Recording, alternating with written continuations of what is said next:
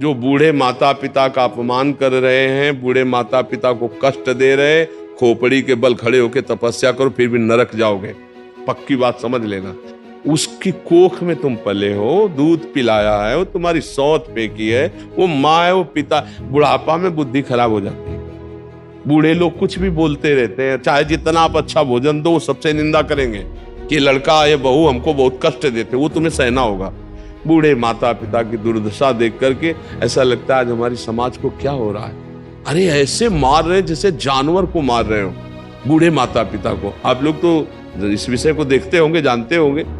हमें बहुत इस समय तरस आता है जब बूढ़े बूढ़े लोग परेशान घूमते हैं कि हमारे बच्चे ने निकाल दिया या उनको पीटते। ये आज हम सत्संग में भी इसीलिए बोले और यहां भी बोले। और हमारी सबसे प्रार्थना है, अपने बूढ़े माता पिता की सेवा करो। जो बूढ़े माता पिता का अपमान कर रहे हैं, बूढ़े माता पिता को कष्ट दे रहे, खोपड़ी के बल खड़े होकर तपस्या करो फिर भी नरक जाओगे। पक्की बात समझ लेना। आज का जो समय वातावरण जो बढ़ रहा, बहुत ही निंदनीय बात है कि जिन माता पिता ने हमको इतना बड़ा किया उन पर हम हाथ उठावें। आज हम सत्संग में भी बोले कि देखो कैसे बूढ़ी माई को मार रहा है जवान लड़का लातों से, देखो कैसे माता पिता को बहू और बेटा मिल करके मार रहे हैं दरवाजा बंद करके। अरे यार, उसकी कोख में तुम पले हो, दूध पिलाया है, वो तुम्हारी सौत फेंकी है, वो माँ है, वो पिता। बुढ़ापा में बुद्धि खराब हो जाती है।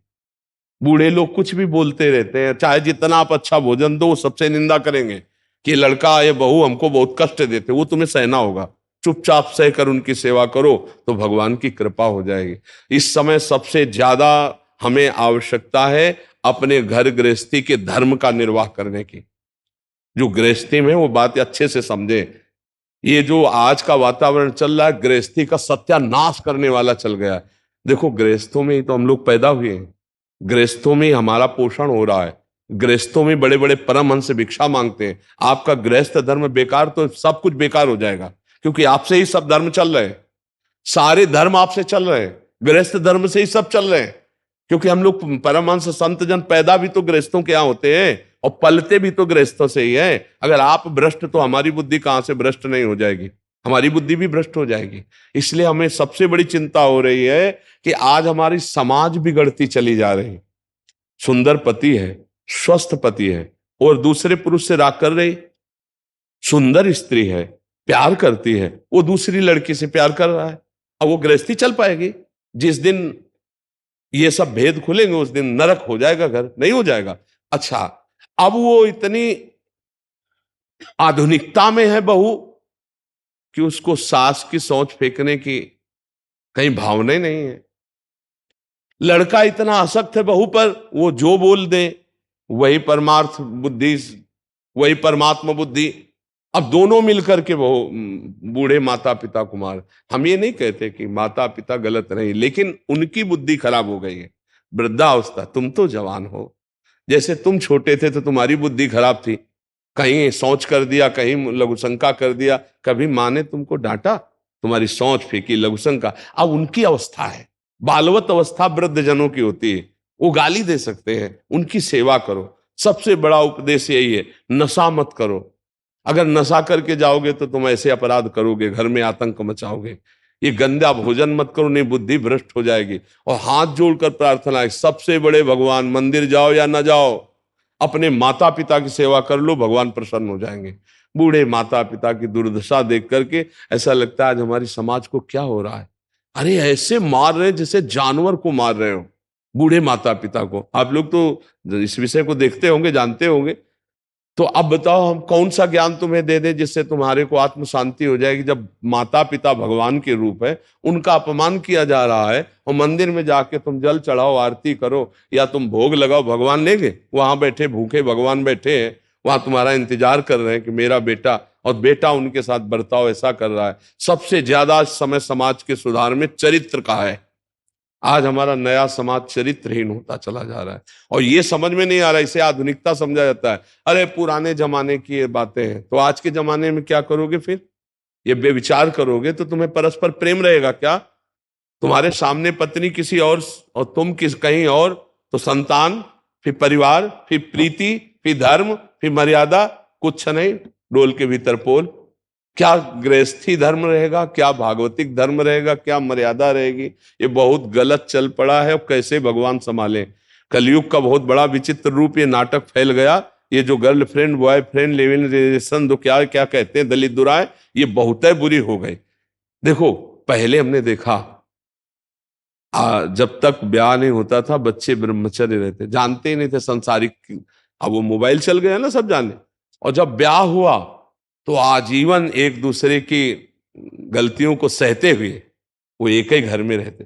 तलाक शब्द हमने कभी नहीं सुना, संबंध विच्छेद कभी शब्द नहीं सुना हमने कि वो एक दूसरे से नहीं, ऐसा कभी नहीं सुना, गांव में तो कभी नहीं सुना।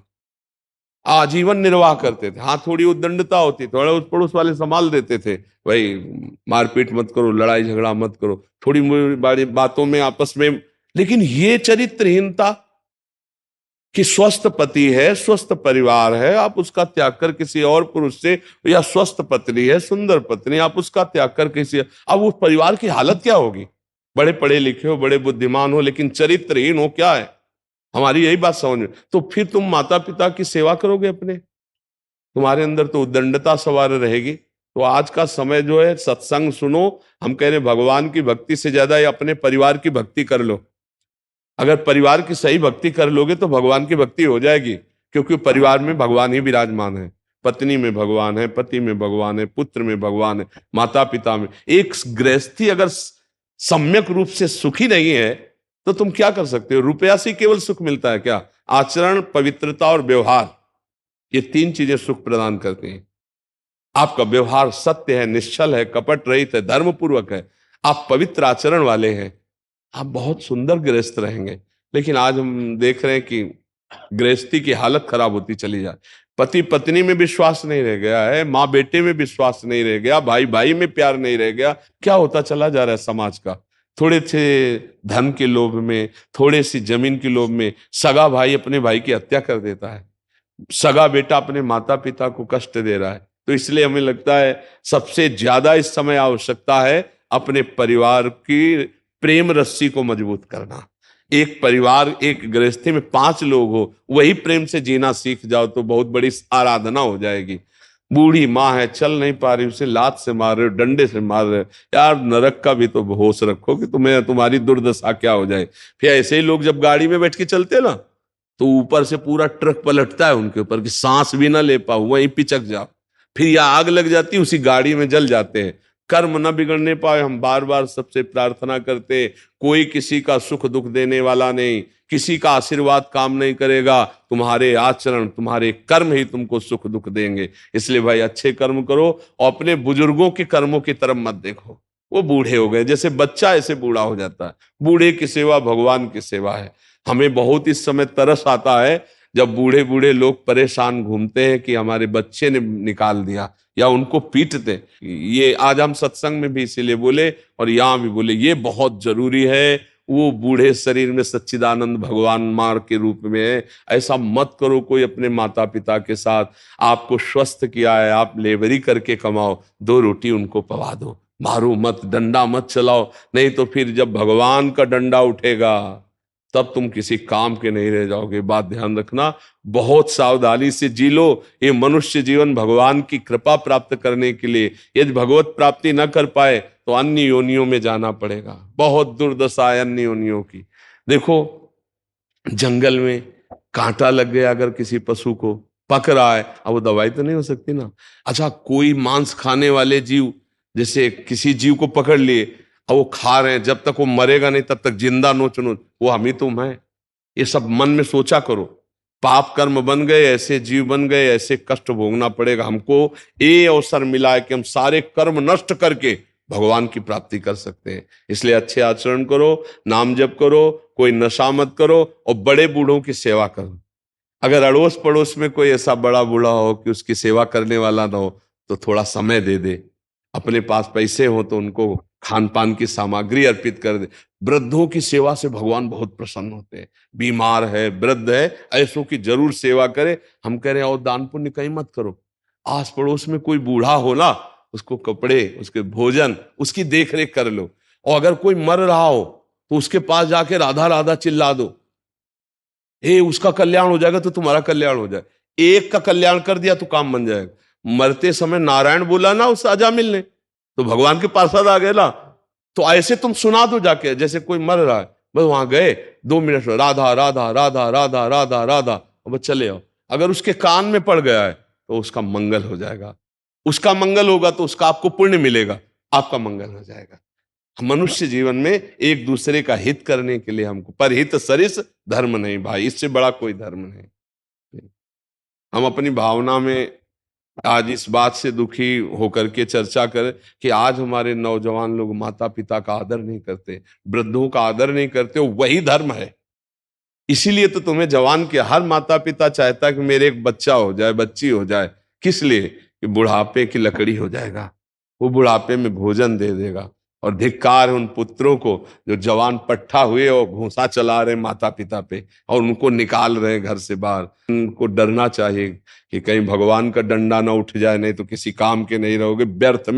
व्यर्थ में मनुष्य जीवन नष्ट हो जाता है।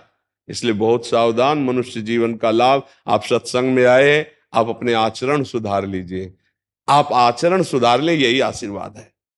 अगर आचरण न सुधरा तो चाहे जितना तुम दे ले बाहर, कोई आशीर्वाद दे कुछ नहीं होने वाला। हमारी बात समझ लेना। तुम्हारे कर्म ही तुमको सुख देंगे, तुम्हारे कर्म ही तुमको देंगे। जैसे तुम यहाँ आए, तुम्हारे अच्छे कर्म हुए ना, अब इसका परिणाम मिलेगा। अब जो सुन रहे हो, अगर इसको आचरण में उतारो तो इसका और लाभ मिलेगा। जैसे यहाँ आए हो, आपका काम बन गया, तो आपके कर्म ने बनाया। आप संत समागम के लिए आए, आप घंटों खड़े रहे, आप वहां से चिंतन किए कि मैं जा रहा हूं संत दर्शन के लिए, वो सब कर्म बना, वो आपका लाभ देगा, आपको मंगल देगा। उसमें हमारा आशीर्वाद कुछ नहीं, आपका कर्म है। अच्छा, आप यहीं आओ, आप निंदा करने लगो, आप गलत भावना कर लो, तो अभी आपकी हानि शुरू हो जाएगी। क्या हुआ? आपका कर्म बन गया। आप ही अपने कर्म से अपना कल्याण कर सकते हैं, आप ही अपने कर्म से अपना नाश कर सकते हैं। बस बात इतनी समझनी, किसी के आशीर्वाद की जरूरत नहीं। आशीर्वाद इसी बात का कि हमसे अच्छे कर्म बन जाए, हमारे दूसरों का हित हो जाए, हमें भगवान का चिंतन बन जाए। यही आशीर्वाद सबसे बढ़िया है जी।